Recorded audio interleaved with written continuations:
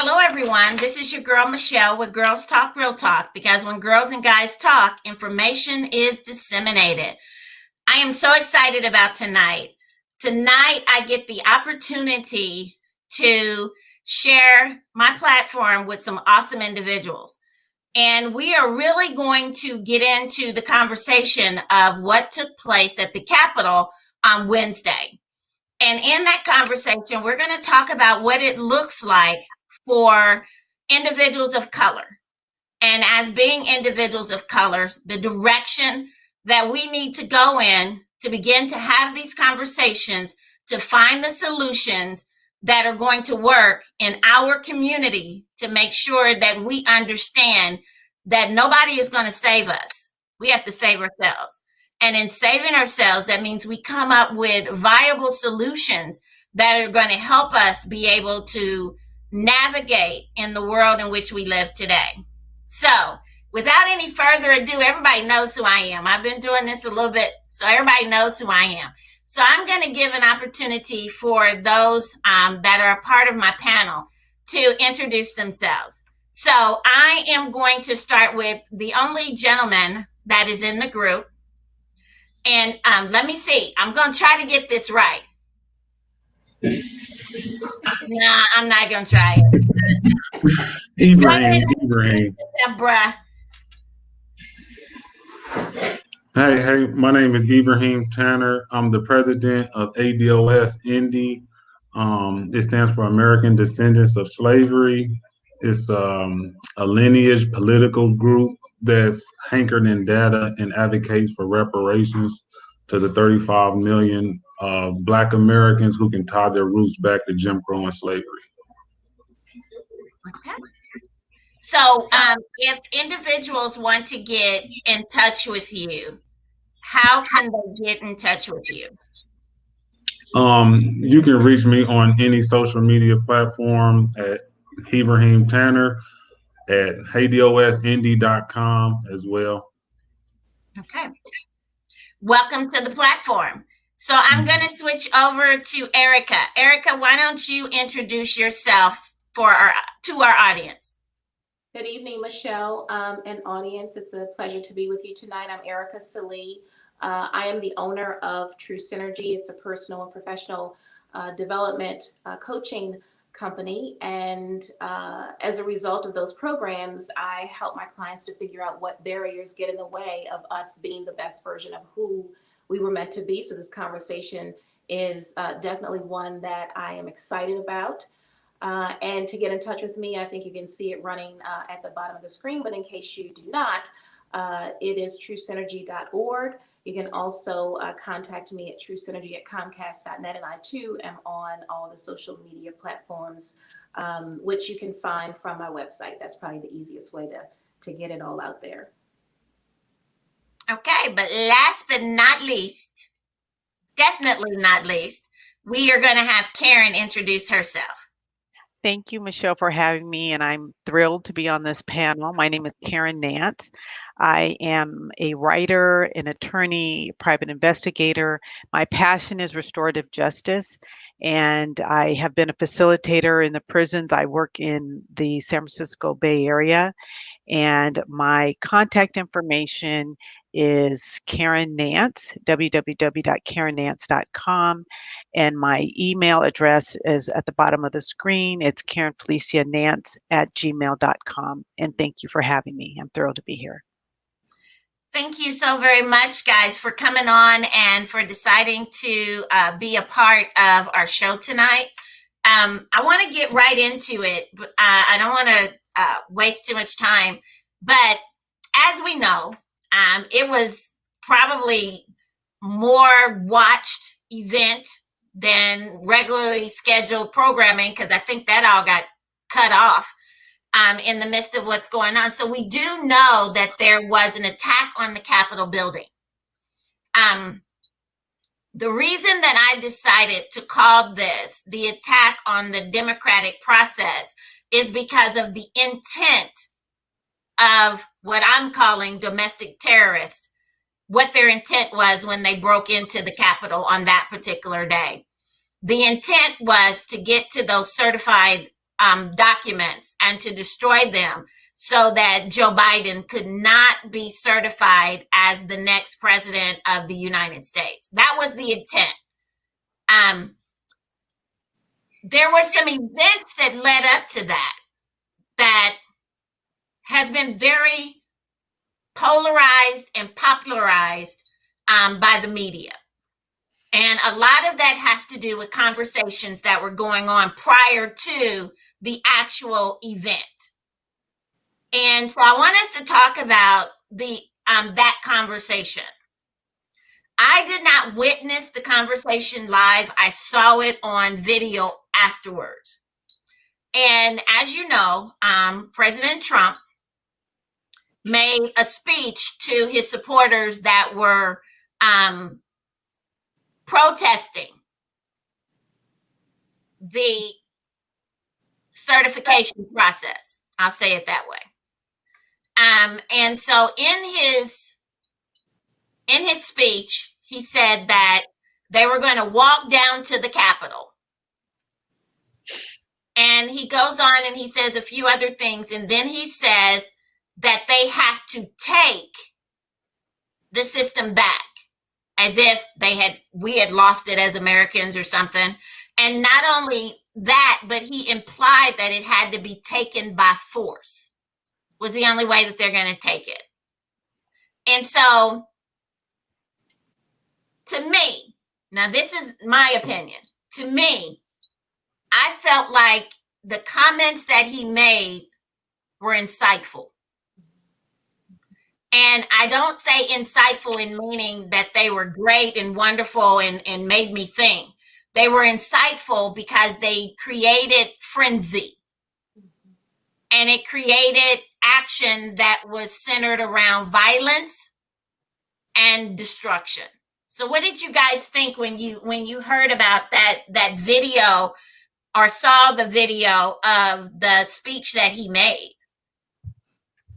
Yeah, Michelle, if I could jump in, one of the things that I've been thinking about really even before Wednesday, but I guess Wednesday was the culmination of a lot of different things that we've seen over the course of this presidency. But I want to say it this way. I kind of want to set this up because anybody watching this might say, oh, this is a group, the panel, they're anti-Trump or whatever the case may be.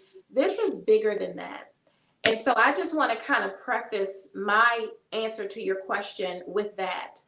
What I will say is this whole entire political arena that we've been in is pretty much what I call the case study for a number of different human behaviors and the social awareness. So when I respond to your question, the first thing that I started thinking about was all of this is a demonstration around fear, right? Fear that something is being taken away, or fear that if someone else gets this election or this whatever, you can probably fill in the blank with a number of other things, then that means it's something taken away from me. And so I immediately started hearing the words fight, take back. And those are words that you're right, they do incite a certain type of behavior, because when we think about human behavior, the need to fight means I've got to lash out, I've got to defend, I've got to protect my territory, however you define that. And so those words mean something. And as we see what it meant, and I think people miss the fact that when we say things, especially when we're leaders, those words do matter. So I kind of, I took on that same perception that you did. Like, those words are strong, they're powerful, they rise up in our consciousness and our sense of awareness in a way that causes us to lash out. The impact of that is traumatic and deadly in this case. Yes. I think Trump has always had a way of talking to his base and making them feel like they are the most essential part of America, and America owes them something. to me, like we've kind of normalized his white supremacy rhetoric, and I believe most of America just viewed it as, just Trump being Trump again until, people ended up at the Capitol building. And I was watching on CNN today, and they said legally it would be extremely hard to prosecute him because these are things he's always said, and he didn't specifically use language that could be directly pinpointed to as far as inciting a riot, even though he did in the middle of his speech tell people to, walk down to the Capitol building and, like we're going to have to, take this government back. But to me, it was just normal Trump rhetoric. The only difference was how the crowd reacted. And that's it. Okay. I appreciate the comments of Erica and Ibrahim, because I agree. The other thing that I think came into play is the fact that uh, Trump has not dealt with any of the serious issues of our time in a responsible manner. And the fact that so many people have lost their jobs and lost their lives due to COVID, I think that he played into that fear as well. And so people are angry and they want to strike out against somebody. And Trump has made the rest of us be the subject of that. And so he had an audience that was ripe for violence, ripe to incite and to express their frustration. It doesn't look like COVID's going to come to an end anytime soon. And I think that his presidency and his response to that crisis in and of itself has caused people to not act responsibly from with regard to their health, period. And so we have a situation where things are escalating, and he's very astute in knowing how to get his audience to respond. And I believe that that's what culminated into Wednesday's incident. And unfortunately, I don't think it'll be the end of it. I believe he said today that he wasn't going to go to the inauguration of Joe Biden.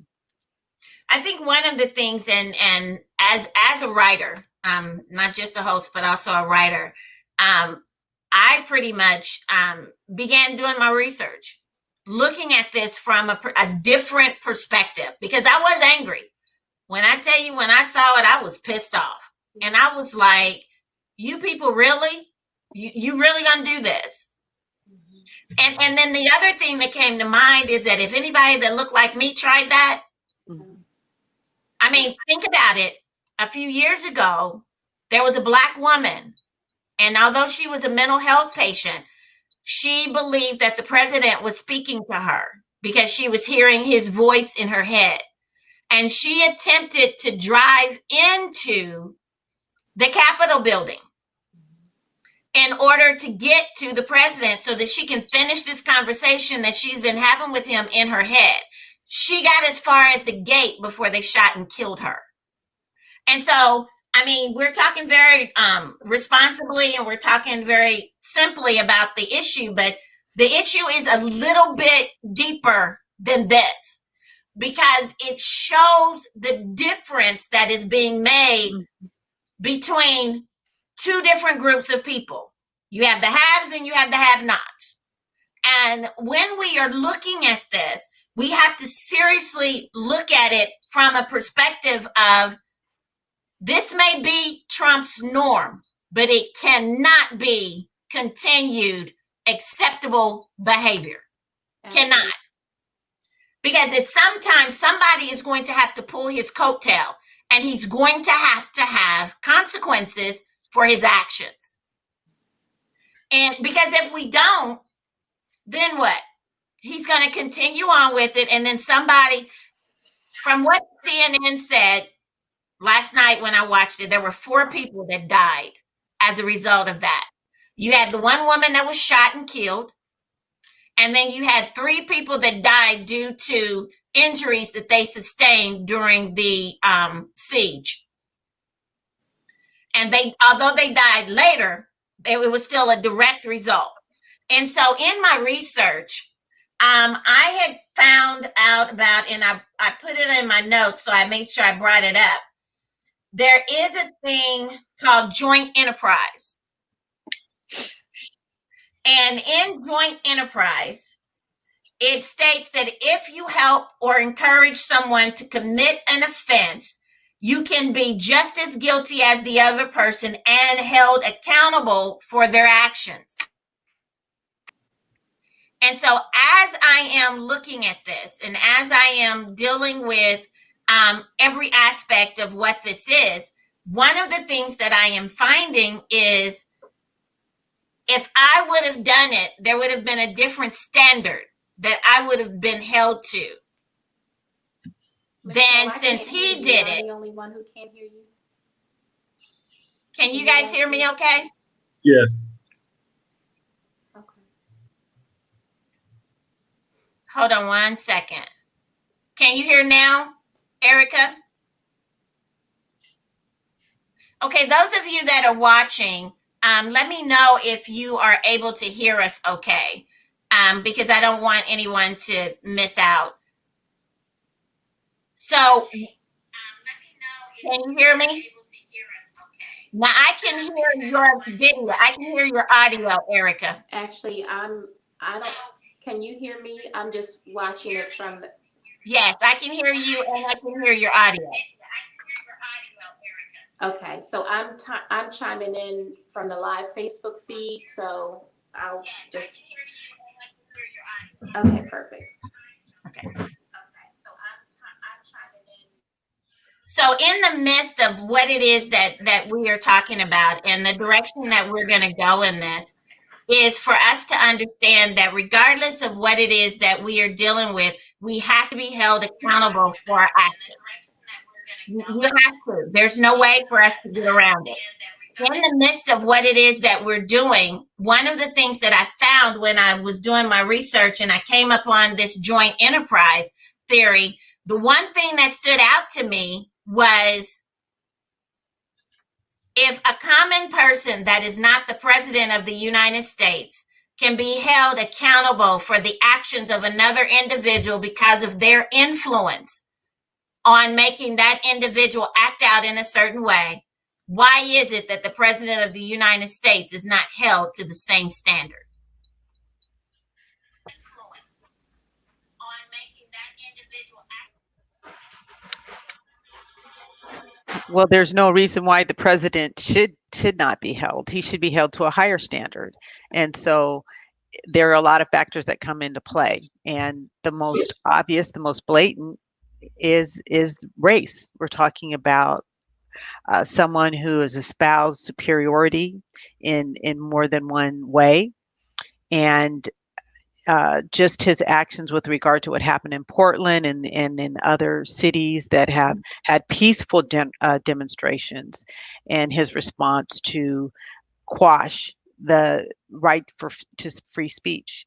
He's done that, and it's difficult to be I don't want to say impartial, but to be subjective or objective because it's so subjective. And you ask the question, you know, what standard should he be held to? Obviously, even if he weren't held to a higher standard as a president of the United States, as a common everyday citizen, his behavior is abominable. And so it's very difficult to deal with the repercussions, which he probably will not ever have to deal with because of his stature in terms of his wealth and connections and that type of thing. So it's very frustrating. But at the same time, there's hope because we have a new regime that's coming in.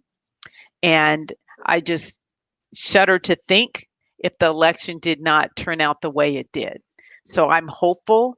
I believe we need to be very cautious in moving forward. There are a lot of people that are angry about that, but as bad as it is, it could be a lot worse.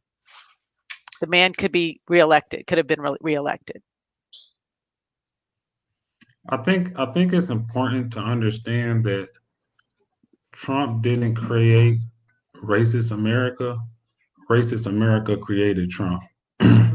And if we just focus on Trump, we'll miss the lessons that's being learned. He's not the first person to like act in this manner. Another important notice is that like while he's in office, and that's just a couple more weeks, you know, the president or the vice president had immunity from being criminally charged or, you know, liable for any lawsuits until they get out.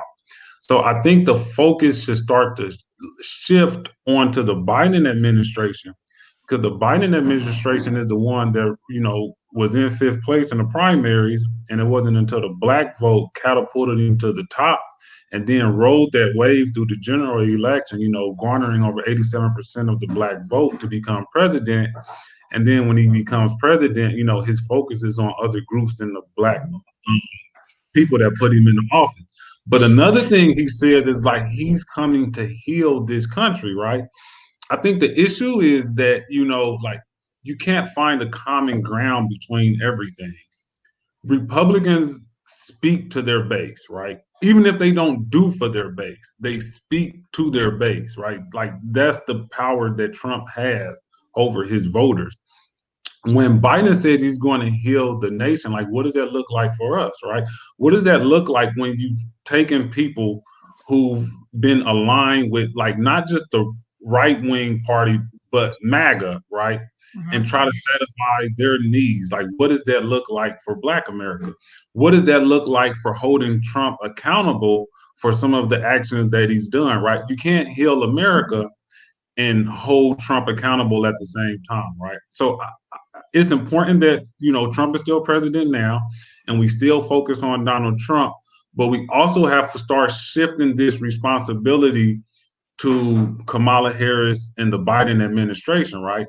And like we've all spoke of like it being two Americas, right? And still in 2020, we're like, you know, I hate to say it, but we're still second class citizens. We could never do what we've witnessed, right? Not just yesterday, but like in the past week, right? You had the bombing in Tennessee, you had the Kenosha shooting who was able to get out on bail, right? Like they built prisons specifically for Black men. And I'll end by saying this. Biden had no problems, right, boosting mass incarceration and sending Black men in mass droves to prison. If he wants to heal America, I think he should start with holding the administration that's in office right now accountable. I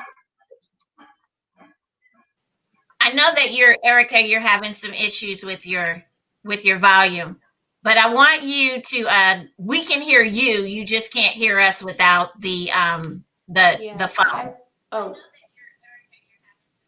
So go ahead if you have a response that you want to throw in. Okay. Yep. Okay. No, I just wanted to yeah, I just wanted to sort of piggyback off of what Karen and Ibrahim said.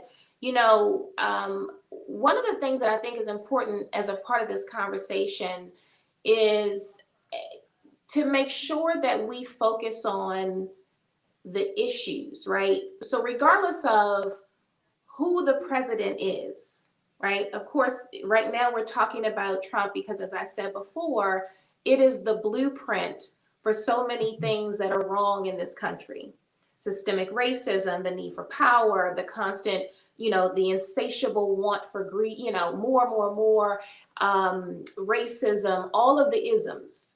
And so I can't say this enough that when people watch this, I want to make sure that we restate the fact that we sort of have this whole litany of things that have happened during this administration that has brought a number of things to the forefront.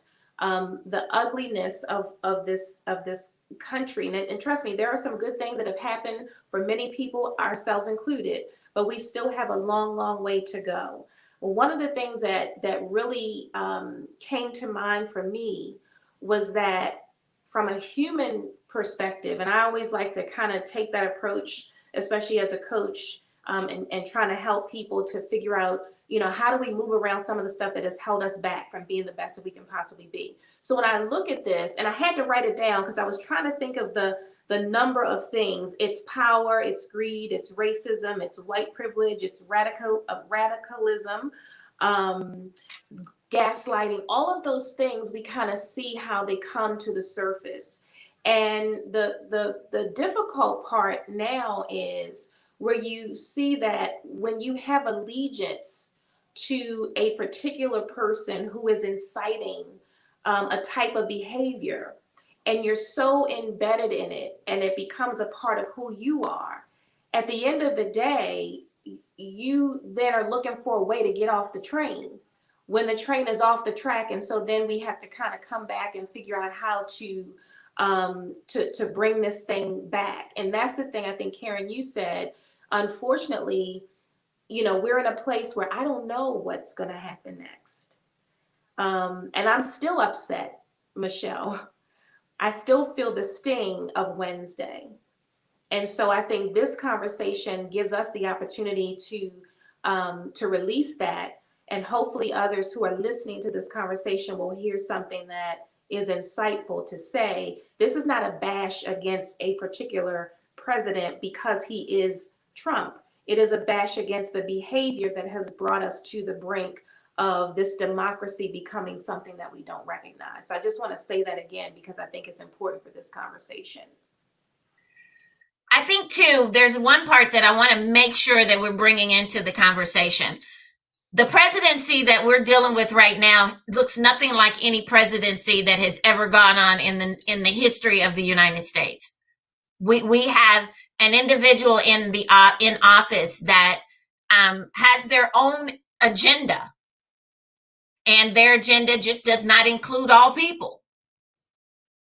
And so we have to begin to talk about those very real things.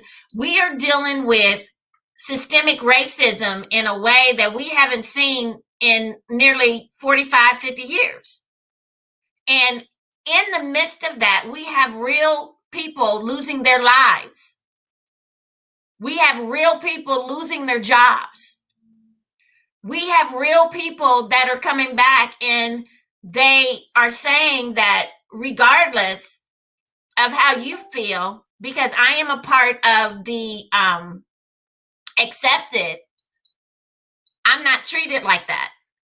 And I've had individuals come up to me that are not my nationality. And they have said, well, what's the problem? I don't understand what the problem is. Well, no, you're not going to understand the problem, and you're not going to understand what the problem is because you are not walking in my shoes. And so as we begin to really look at this, you said something yesterday, Karen, that I thought was key.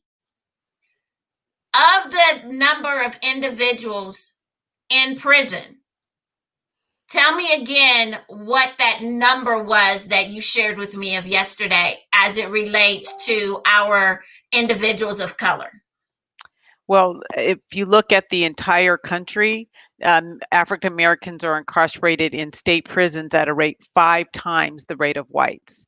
So we don't make up the majority of the population in the United States, but we make up the majority of those incarcerated. And I will add wrongly incarcerated for a number of reasons on a different number of levels. Either they didn't receive their due process. A white person charged with a certain crime is going to get different time than a black person. That's a fact, and so there's so many areas that work is needed in, and it can be overwhelming. And I would just encourage people to just just lend a hand where you can. A lot of times we just need to be heard and need people to understand that we're with you. We might not have a solution, but we're going to be supportive. And especially today with what's going on, it seems like every day couldn't get worse. And it does, but at the same time, we have whatever faith we can draw on, but we need to support each other. And I think that at this time, we all need to unite and be supportive of each other and help out when we can. I think that unfortunately, the situation with COVID makes us more divided. Mm-hmm. And those of us who don't have access to technology, don't have access to Zoom or to internet, are really left out in the dark. And so we know that what's happening with the kids in the school system, a lot of them are not even being educated. And so I think on one hand, Trump uses these diversions to keep us away from focusing on the things that affect our community directly. And I totally agree with that statement. I was watching last night, I was watching Channel 13 here in Indy, and there was on a show called The Journey to Justice. And they had 3 different families on there of individuals who children or family member was either killed by the police or severely injured by the police. And Kanosh, that incident, his father and sister were on the show last night, and it was the same theme across the board. Yes, it happened. There's nothing we can do to change it because it's already happened.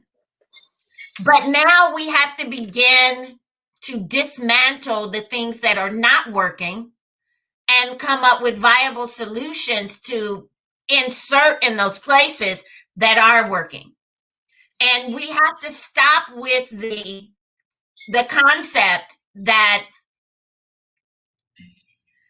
it can't be changed. It's been like this for I don't know how long. If it ain't broke, don't fix it.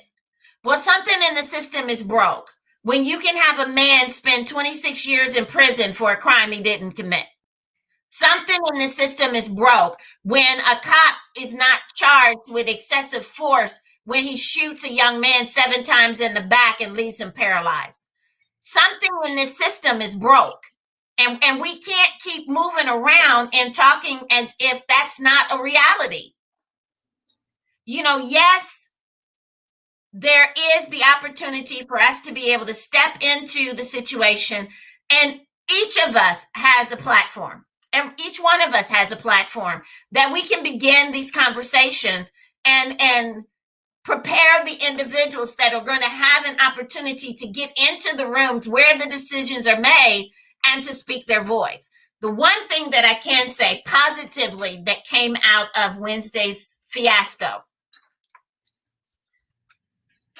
is that we got to see what possibly could happen and how bad it can get.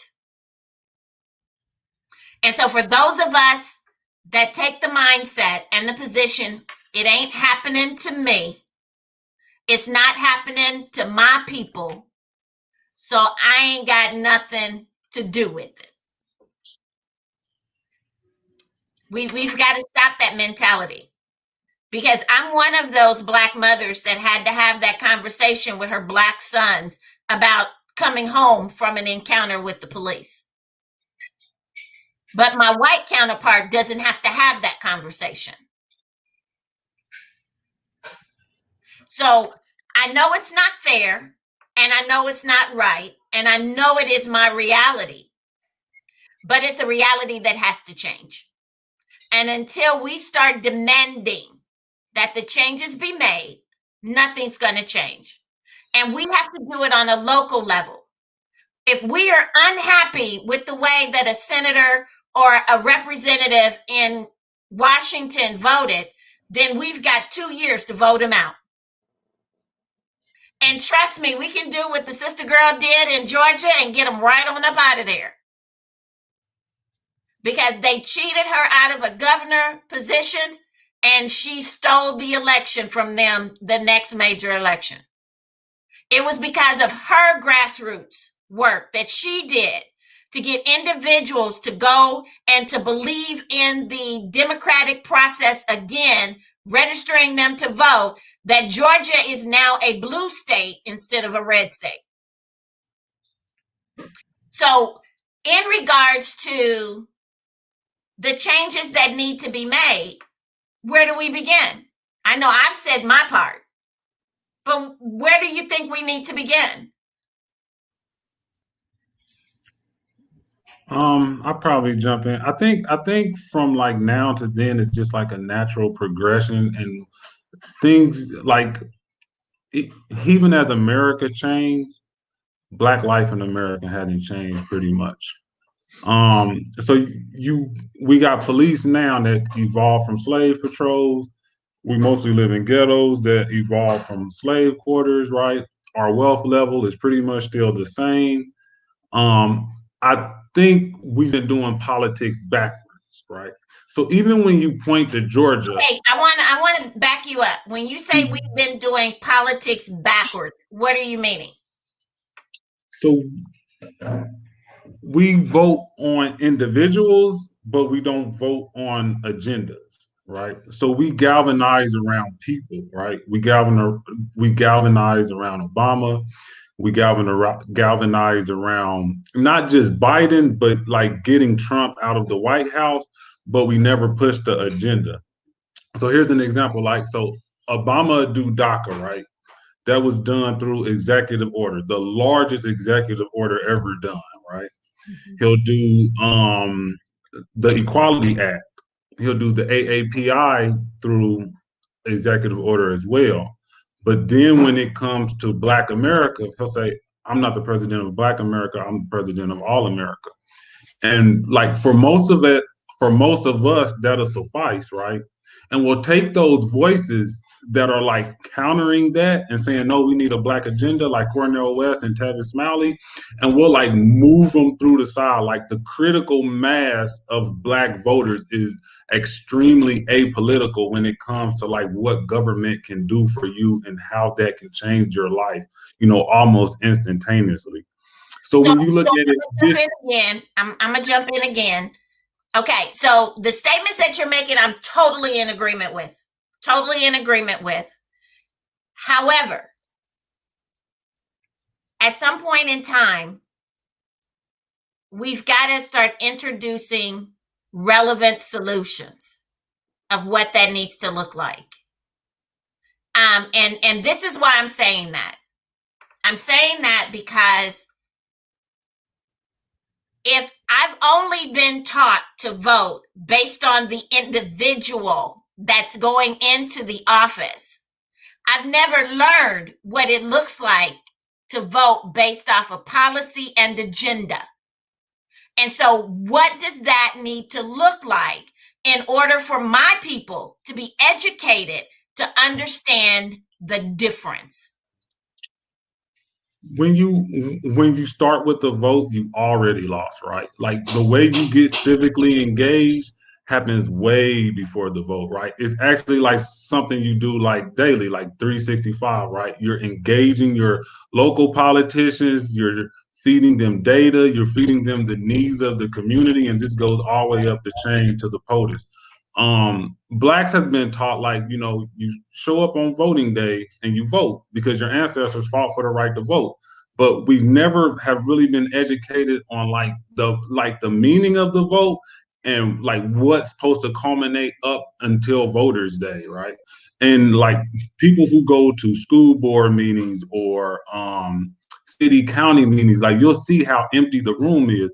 But then on a Super Tuesday, you'll go to the election polls and everybody's there, right? And if you're not there, you're getting bullied to be there, right?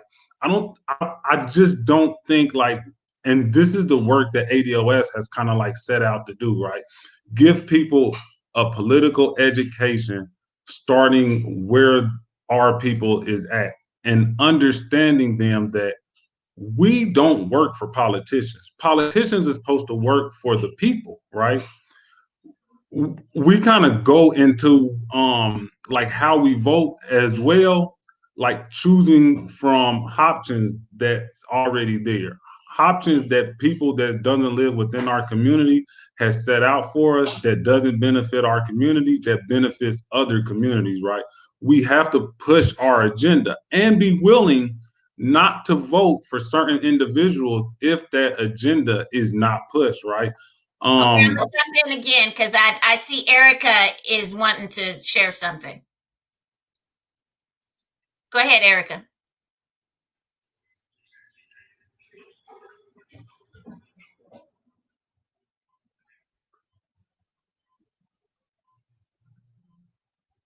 Okay, now I can't hear you. Do you have your volume off?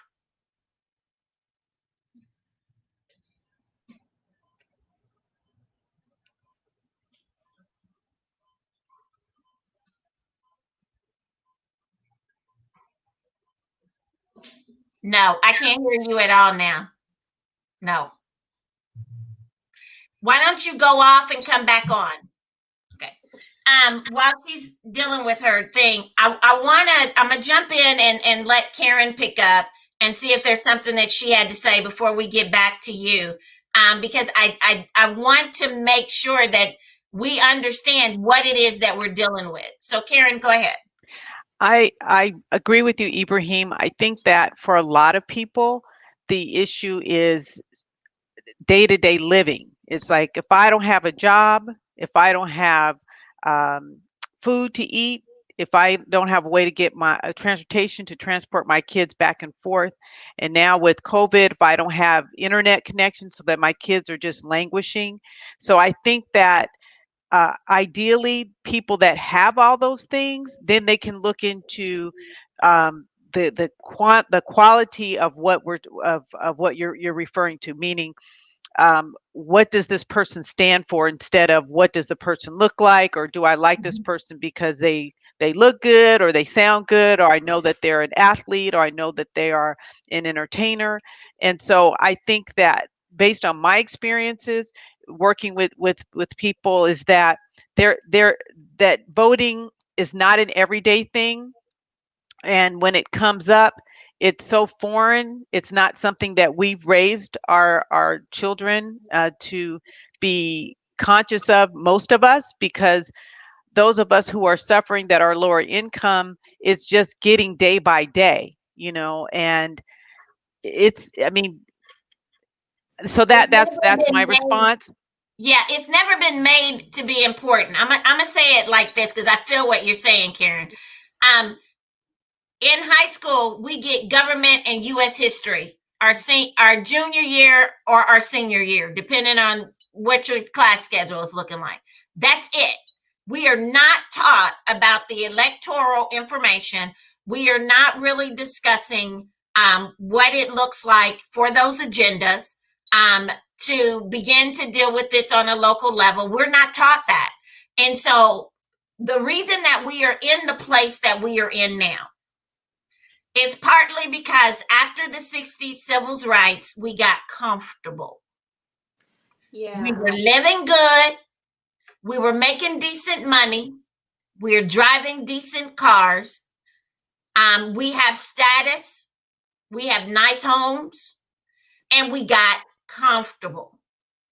Yeah. And so now we're in that position to where now we're having to deal with this because we did not educate ourselves along the way.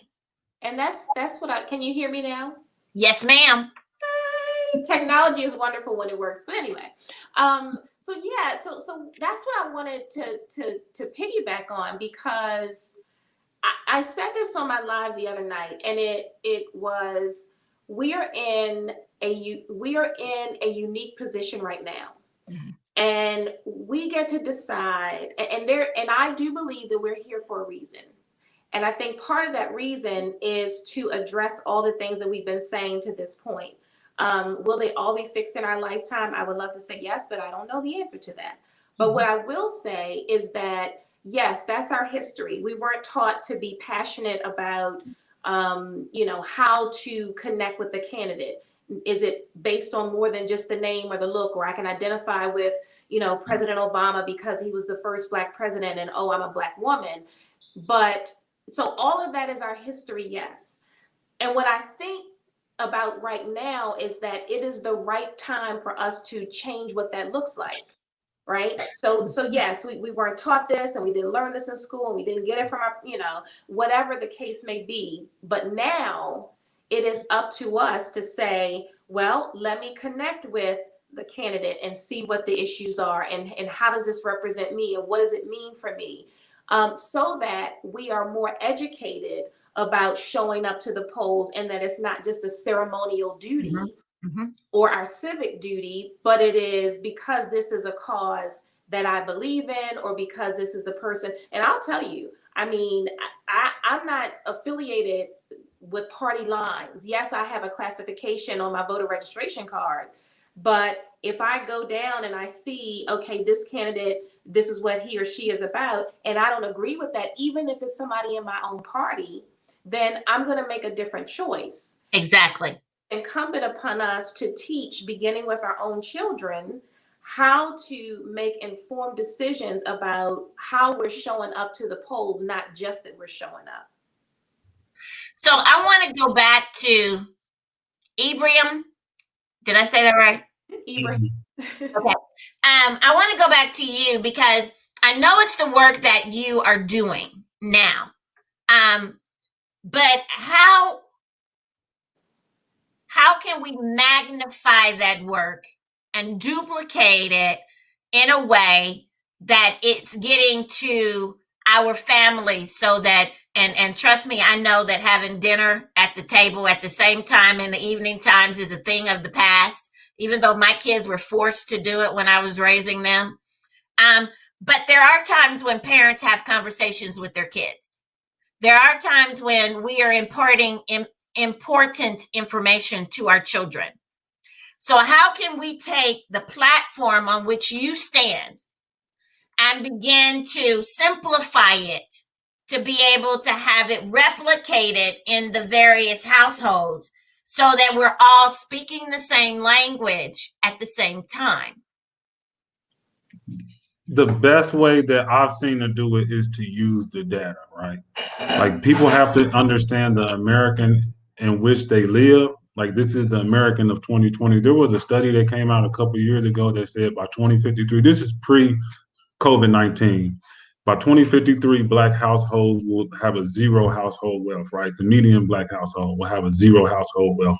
Right now, we're at 1,700 when you minus the car and the couch, right? Appreciation has that. You have to like instill this data into the kids to let them understand, like there's always been two Americas, but now, and especially after quantitative easing and just all of the policies, the Trump tax cuts, like, white America is looking at $100 trillion, right? While Black America is looking at like a little over, somewhere between $2-3 trillion. This is like almost $100 trillion gap between the two groups, right? You can't live in America and live off the work that your hands produce when everybody else is living through generations and generations of inheritance, right? So somebody talked earlier about the rat race and how we can't, I mean, not how we can't get involved, but how we are distracted because, our needs are not met, right? But this is pivotal to our survival, right? With a wealth gap this big, the only way it can be changed is through transformative government, right? So, and we always advocate for reparations. Like, reparations is essential, right? For people who not only built the land, but those descendants are still here, and we're suffering because we live in a capitalistic society that's taken its resources and provided for everybody else, and they're still trying to do that as we like get squashed under the thumb of like what capitalism and white supremacy produces. So I think you have to start with the data, right? If the data doesn't work, if their own lived experiences doesn't work, if the communities and the things in which they live and just poor healthcare and like one way I like to tell people, because even when you use the incarceration rate, right, sometimes it doesn't hit home, right? Because people say a lot of times, right, those people shouldn't commit the crime, right? Even though we get disproportionately policed and locked up and things of that reason, right? So I like to point to the maternal mobility rate, right? Because there's nothing a Black woman can do, right, that would give her a better chance to live through having giving birth to her child, or give her child a better chance, right? This only can be affected, right, through government policy, right? And like in every economic letter and like banking, politics, housing, like you just name it, in every upward mobility category, we are at the bottom and we are suffering, right? And it can't be this do for self. So King once said, like, we either go up together or we go down together. And I just think we have to get back to a we instead of a I. Okay, I agree with that, but I want to go back to something you said. You talked about a transformative government. What are you meaning when you use that word? I mean, reparations to American descendants of slave and a black You, agenda to all black Americans, specifically reparations. None of this happens without reparations. Like, we can't be here for the generations that we've been here and not have anything and then try to survive as like bottom caste and people that's been locked out economically in America. And I don't think people understand like the numbers that undergird white America, right? I mean, like when you look at it, we have like 18 million black families. Only 350,000 of those black families is even worth $1 million, right? The bottom 50% is worth less than the dollar combined, right? The top 20% carries 85% of black wealth, right? When you look at white America, like 15%, that's 13 million homes, is worth more than $1 million, right? Like, this is enough people to fill up all of New York City and the surrounding areas. It doesn't work without reparations. And how it end on this note: when government passes policies, those policies have a budget to them, right? When Trump says in week one he's going to open up pathway to citizenship for millions of immigrants and illegal immigrants in this country, that comes with a multi-trillion-dollar um hat right, on budget. that. Yeah, and so it can be done. And as we move through Corona, we've seen it done multiple times with the stimulus checks, right? So like, this is something that can happen, and this is something we have to demand for our vote. I don't know if we get it with the Biden administration because we've already put him in the office without demanding anything, but it's never too late to push. So I have a question, and I just want to make sure I understand you correctly. Are you saying when you say we can't get it without reparations, are you saying we can't change the generational wealth gap, and that's the only way we can get there? Is that what that comment means? Yes, there's a professor named Dr. William Dirty from Duke University, and he does a bunch of studies. A couple good ones is Umbrellas Don't Make It Rain and the 10 Myths to Closing the Racial Wealth Gap. And they pretty much compiled all the numbers, and like we're so far gone, right, with this $100 trillion gap right now, that the only entity big enough, right, to put us where we need to be is government. Like, there's no amount of education, hard work, starting your own business, do for self, right? Like that time has come and gone. So, Karen, were you going to say something? I can wait. No, go ahead.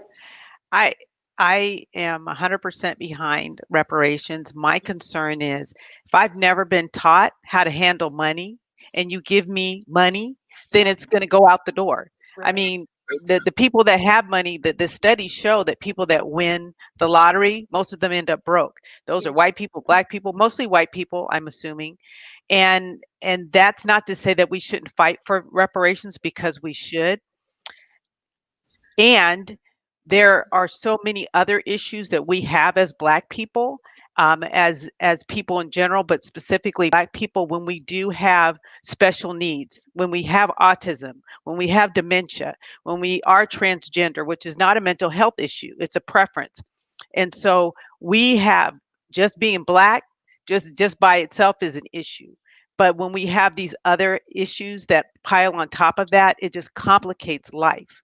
I have two Black sons, and I can't get to talking about voting because I'm trying to teach them how to not get arrested. I'm trying to teach them that they need to stay in school, because at this point, this is the best way to get to being independent, self-sufficient, and quote happy, whatever they define that to be. And so from that perspective, dealing with family members who've had all the things I just named, and we're talking immediate family, mother, father, sister, brother. That's what I'm talking about. So for me, I don't have assistance. There's nobody helping me with my autistic son. I can't get the help that I need because, for one thing, a lot of people don't even know what's wrong with their kid. If you want to call it what something's wrong, and we need help, we need assistance. So I'm kind of at the grassroots level, and struggling. And now I'm somebody who did go to college, who did go to law school, and I'm still at this point where I'm trying to stay above water. And so I realized if that's my situation, then imagine other people who don't have those even though have those skills. I did, as I said yesterday, I was working in the prison for a year, and being Black, being a person of color, is just one obstacle. There are a lot of people in prison that have special needs, academic needs, which is why a lot of them are in prison, because those needs weren't identified or addressed.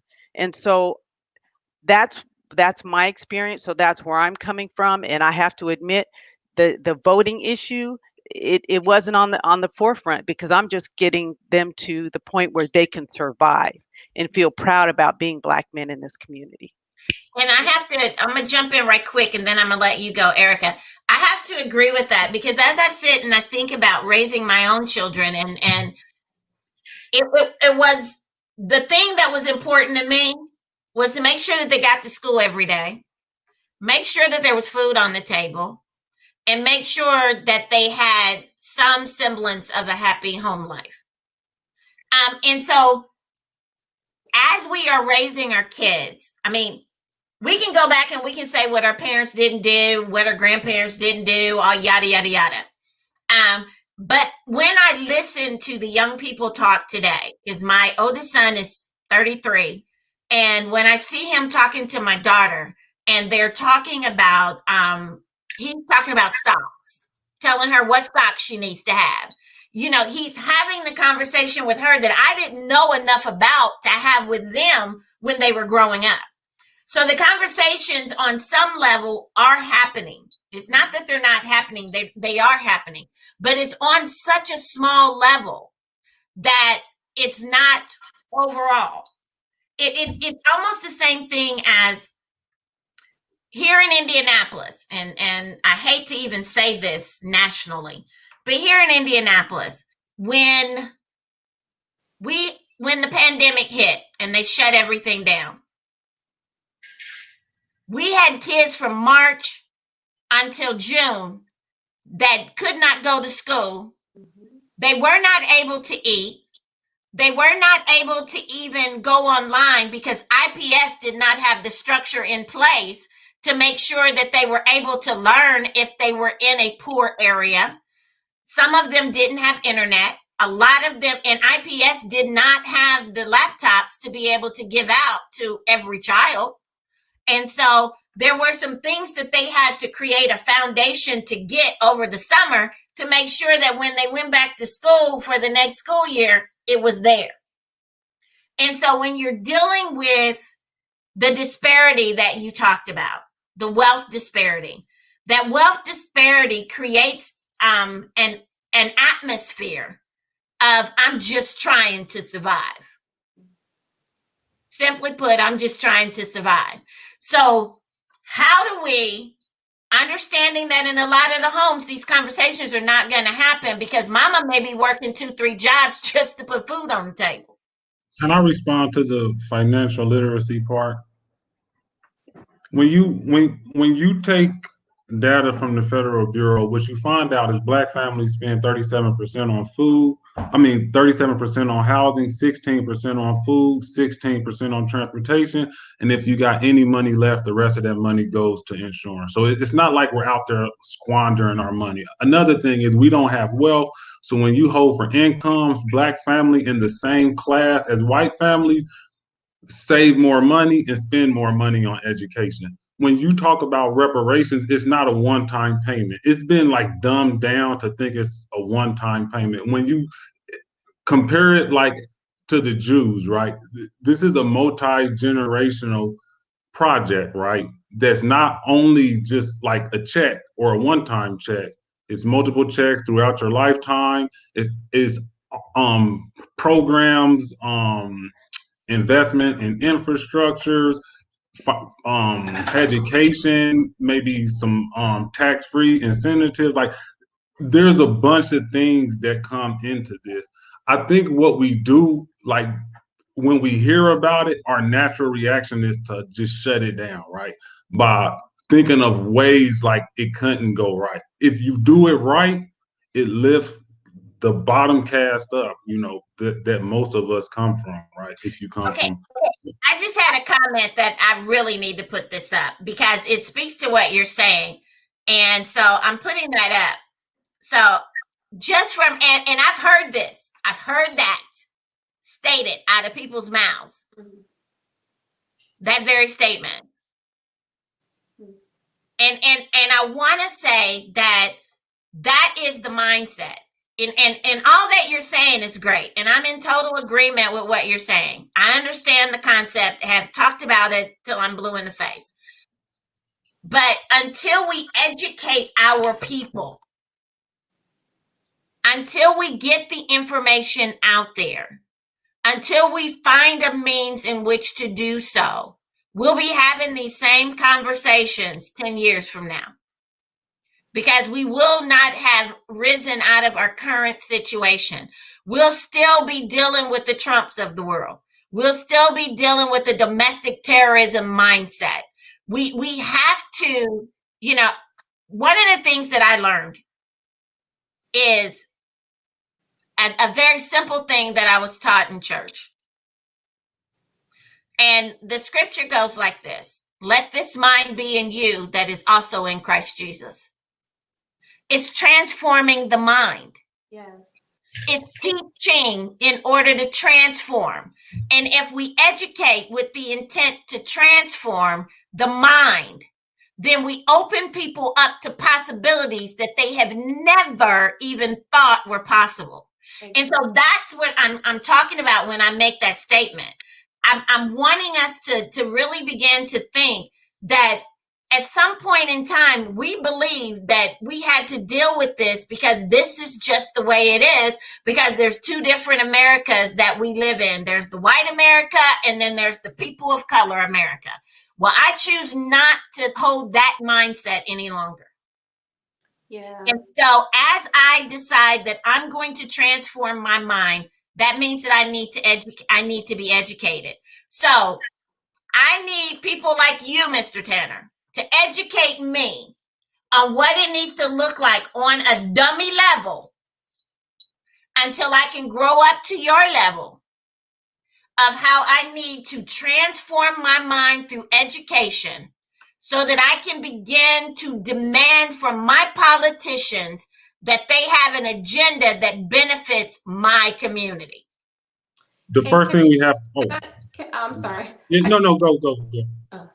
No, I was just the reason I asked the question in the beginning is because I feel like I do agree that we need to understand.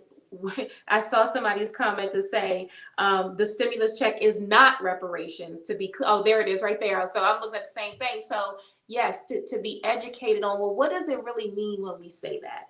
I do feel like that's important. But the reason I ask the question is because the mindset would say, oh, is this the only way that I'm going to come up out of the place that I'm in or the place that I've been taught to be in for a really long time? Or is there some shift, Michelle, to your point, in how I need to think about money, how I need to think about, well, what does wealth look like? And how I need to think about, is there a path that I can take parallel while I'm understanding what does this really mean? So that's why I wanted to throw that out there, because I guess in my mind, what I would say to my children is, okay, well, let's understand what this looks like. But in the meantime, while we're trying to understand what reparations means and how it benefits us as a people, I don't want you to just sit back and wait for that. Right? Right.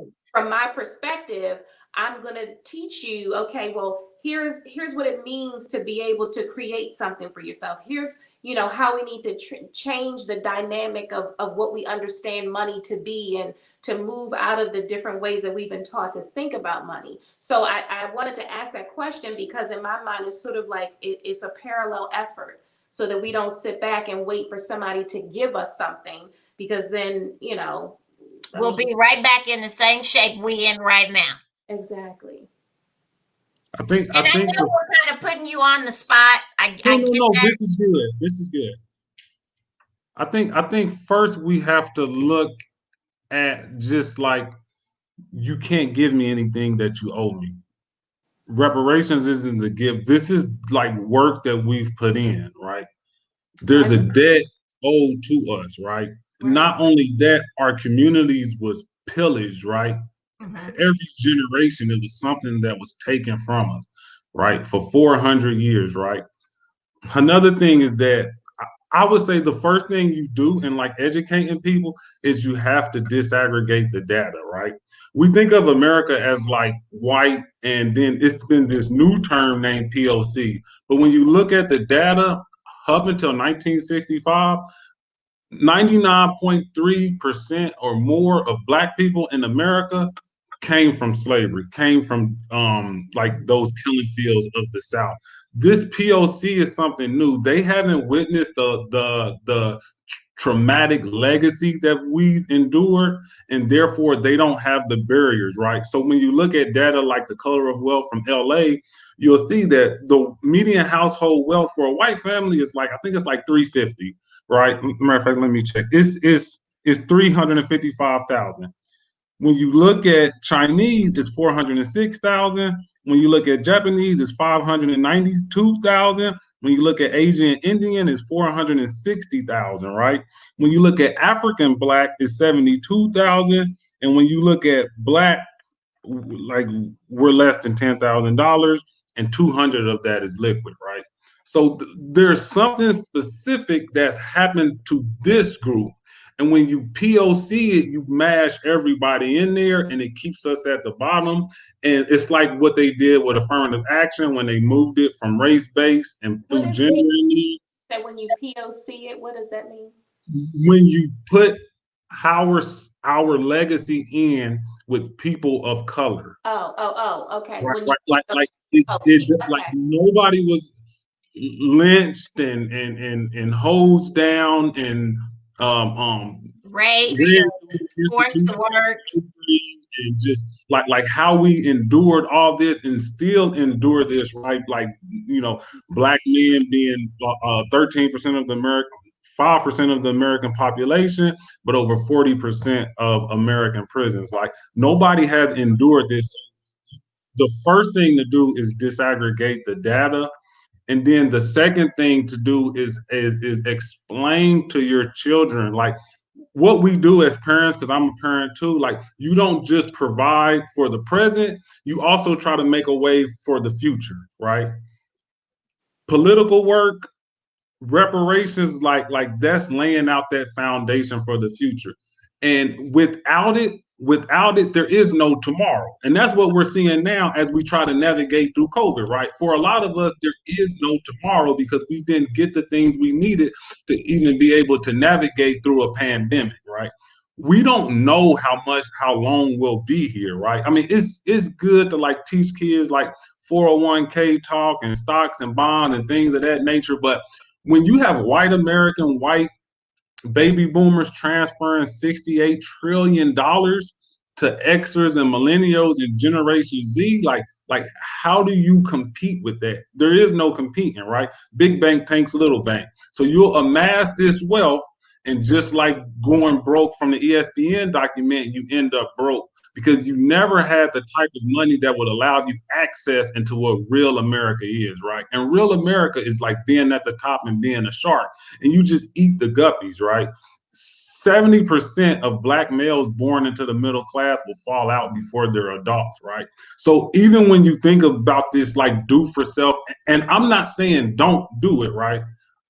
You have to get up and work and put food on the table, but you also have to have like a strong plan B, right, on what your child's future is and your grandchildren's future is, and as we've seen with COVID-19, what your future may be. Okay, so in essence, what you're saying is we have to learn how to be legacy minded. We have to think about our financial legacy and our social legacy that we are leaving behind, even that we are living in front of them so that they can mimic it as they move forward in the lives that they have.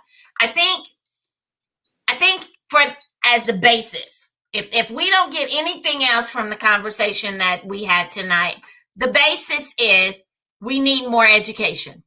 We need to be educated on the things that are important to our community so that when we do go to vote, when we do consider our legacy, when we do make these national decisions, that we do it in a way that we are empowering our young people to step into the greatness of who they are and then do it with their people as they go from generation to generation. Erica, you have to say something. Yeah, I just wanted to piggyback off of that, because I know we started the conversation with, you know, what happened on Wednesday. And I think that this latest incident, the George Floyd incident, the recent election that we've come through, I feel like, and maybe this is sort of like my, you know, my brain is like, okay, we have to get to a better place than where we are right now. But I feel like there have been some pivotal moments that have opened our eyes to how we can influence change. And I think it's important for us to look at each of these pieces and say, oh, and I think somebody said it in the chat, like we do have a voice. And I think that these last 12 months, last 4 years have shown us how important it is for us to exercise that. I can tell you, I think we were talking about this a couple minutes ago, but I have a 21-year-old daughter and I have a 12-year-old son. So yes, I've had to have the conversation with my son that, you know, as mothers and fathers, we have to have with our Black children, especially our Black boys. My daughter in this, and even my son, because of everything that's been happening, their awareness of activism and being connected to issues, Ibrahim, is what you were talking about earlier, it has become very present for them. So going back to the whole education point, each of these things that have happened are like domino effects. And part of it is, at the end of all this, is our responsibility to see how influential our voice is and how much we need to be a part of the conversations in things that are meaningful for us, for our families, for our communities. So I think Erica, hold on one second. I want to go back to something that you just said, because I think this is key. Half of the time we don't realize that we have a voice. And we need to understand that we have a voice just like everybody else. Yes. We have a voice and we need to use it. We need to be in the rooms, having the conversations to make sure that we are educating ourselves so that we can thereby educate others. Because all the time, education does not come through me sitting in a classroom and you teaching me. Yes. Right? Most of the time when I learn because I'm watching somebody else do whatever it is that I'm trying to learn how to do. And when we learn how to walk it out, when we learn, I want to go back to something that I saw this summer.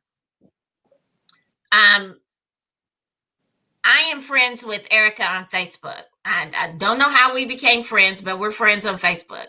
And there was something that she started a series with her daughter where they began to talk about the issues that were facing our community. And they mimicked what they saw off of a TV show that was decided to be socially conscious. When I say mimicking what I'm seeing, that's what I'm talking about. because we don't always have to sit down in a forum of a classroom or facilitate a workshop to teach. We just got to get up off of our butts and get out there and start doing the work. And with if I don't know, right, with what we know, with what we know, and what I don't know, I need to get with some people that know so that I can learn and thereby step into it. So, Erica, finish your thought. No, I mean, I think it basically just saying, you know, this is a time that we all can use to say, what do I do with this? Now that we've been in this tumultuous place for a really long time and we all want to get out, and somebody, I'm looking at the comments and somebody said, you know, we're not in a good place. Right. Angry, frustration, hurt, all of that. And so we have to feel that because that's our human emotion. But then we also have to say, all right, so now what do I do? Is it more education? Is it understanding more about, you know, what reparations means and how we need to get what we're owed? Is it understanding what to do with, you know, money and how to create generational wealth and how to, you know, what resources do we need to tap into to make sure that we're not just leaving this moment or sitting in this moment in our anger and our frustration. And Michelle, I think that was, you know, I appreciate and applaud you for pulling this together, because I think that's where we need to be. Like right now, sitting in this, the emotions that we're in, what do I do with this and how do I use it for good so that I can transfer that energy into something that's going to benefit those that are close to me for generations to come and for the present. I want to say this because you just made me think of something. Back when I want to say maybe Trump was in office for less than 6 months, I peeped his game. You what? I peeped his game. Oh. Anytime he would go mad on Twitter, something was happening in the House and the Senate that he was trying to deflect. He was trying to get your attention to go over here instead of paying attention to what was going on over there. Wednesday was another case of that. He got us all worked up into a frenzy and angry about the attack on the Capitol. That we stop paying attention to the important things. Because now I'm angry, I'm mad, I'm frustrated, and I'm tired of this, and this has got to quit. And it's not until you get down to see what's really up under the surface that we can start dealing with what our real issues are. As a community, we need to be educated on how to be better at this thing called life. And it's going to look different from person to person. But it needs to happen. Go ahead, Karen. I just wanted to also echo what Erica and Ibrahim said, and also, Michelle, to commend you because this is free. And there's so many resources that are out there at this stage for those of us who do have a connection to the internet so that we can get the information. And the beauty of this forum is that everyone's coming from a different perspective so people can listen in. And I think that the important thing is I'm going to support everybody that's here, even though we might have a different way of going about it. It doesn't matter because at the end of the day, we all want what's best for our people and for all people at the end of the day. And so I think that the people that are listening in and watching, they should be commended because they are trying to educate themselves and they have contacts. And so everybody gets information differently. And I think that at the end of the day, if we all support each other, even though we have different ways of going about it, we all have the best of intentions. And that's what's most important. We all want what's best for our people. Yeah. And it is what we want for our people. And Ibrahim, you said something that just came back to my mind. And as you were giving out the statistics of what that looks like and all of that, it made me think of something when I used to work in IPS. One of the things, the statistics that bothered me the most that I had learned is that they take attendance. You know how they do this mass attendance after kids have been in school for like 5 or 6 weeks. They do this attendance. And they take this attendance and then they take it out by race. And then they take it out by gender, Then they take it out by economical status, by all of that. They break it out. But one of the most important numbers that they have is the number of males that are in the 3rd grade. And it is that number that they determine how many prisons that they need to have functioning by the time they are 18. And so it's just as deep as that. And if nobody else gets anything else from this conversation, in order to ensure that the one that belongs to us, does not make it into one of those prisons that they took attendance when they were in 3rd grade to put them in, to make sure that doesn't happen, then we need to start these conversations in our homes. We need to start them within our communities. And then we need to figure out what it needs to look like to support each other. Because you are absolutely right. We cannot take the mindset that it's all about me. Because we were created to be in relationship with each other. Yes.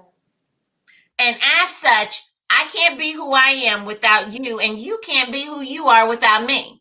So understanding that, I get what mine is mine and what's yours is yours, but when we come together, we are a much greater force to be reckoned with. And whereas I may be missing the point, you may understand the point, and then you can bring it in and say, "No, Michelle, you missed that. Let me show you what this is really about. Let me tell you what he's really saying without actually saying the words. Let me hip you to the game, and let me let you know and be able to peep him out for yourself." And it's those type of things that we need to come together on. And I'm going to take a few minutes and let each of you give your final thoughts before we go off. So I'm going to start with you, Karen. You have any final thoughts that you want to share with our audience? Well, again, I just want to thank you for this opportunity, and I'm watching the comments, and I appreciate all of the people, all the comments and the suggestions and the hope. I think at the end of the day, we have to have hope and have to support each other and stay in it for the long haul. And the most important thing, as you said, is there's no me without you. And as much as we try to act like that, for those that do believe that, we just need to put our hand around their arm around their shoulder and bring them back in. And I think that more of these conversations need to happen, definitely. And the more we talk about it, the more solutions will come up, because more people have input, the more suggestions, more ideas we have. So I just appreciate this opportunity. Thank you. Ibrahim. I would quote Cornell West and saying, like, we have to get back to community, but you have to love Black people, not because they love you back, but because they are deserving to be loved. So we have to, get rid of that I mentality and get back into we. None of this stuff happens without community. We do have to get educated, but we have to weaponize that education around race and around the needs of our community. I appreciate you having me on this platform. Thank you. Erica? I think I will say what I said before, and that is we are in a ripe position. That means we get to take the things that we've experienced. We get to take all the emotions that we feel, and we get to shift that into something that will be productive for us as a people, for our communities. And I think we need to be the example of how to do that for those who are outside of our race and our communities, because I think others need to see what is possible through what we bring to the table. And it's not easy to do because of how we feel and because of how we've been treated. But I think we are in a unique position to be the change that we want to see. And I know it sounds cliche, but I believe it's true. And I think this is the time for us to begin to shift the narrative and to try to move forward in a positive way, one step at a time, because it's not going to happen overnight. But conversations like this starts to get us moving in that direction. I want to thank each of you for accepting my invitation to come on to the show. I knew what I had in mind, And that was to begin the conversation. You know, one of the things that I grew up in a two-parent household where both of my parents are ministers. So when you had conversations, you had conversations. It wasn't a plaything. And so most of our conversations centered around our dining room table. After you got through eating, we'd sit back a little bit and start talking. And we would have those conversations. I think because we have become such a busy society, and we do not do the things that support the family as a unit and as a whole, that we've lost our sense of community. And in losing our sense of community, we've really lost our sense of self, because we are not doing the things that are benefiting our community as we go after the things that are only going to benefit us. So if nothing else, we started it with the events on Wednesday, and then we broke it down to understand that we need to come together as a community, and we need to begin having these conversations on a regular, so that we can be educated, not only to the political process, but also on what we need to be doing on a community level to begin to effect change here. Because we've seen it done. We saw it done in Georgia. We've seen it done in other places throughout the United States, in spite of the things that have been going on politically around us. And so we cannot allow the misbehavior of one individual to create a mindset that we just throw in the towel on all of it. I was always taught that if you are not a part of the solution, then you are a part of the problem. And so we'll close out this broadcast by saying this: choose your side. Are you going to be a part of the solution, or are you going to be a part of the problem? You make the choice. So this is your girl, Michelle, with Girls Talk Real Talk, because when girls and guys talk, information is disseminated. Thank you so much for tuning in. Thank you so much for your comments. Thank you for my guest co-host and for this panel who has shared some very important information.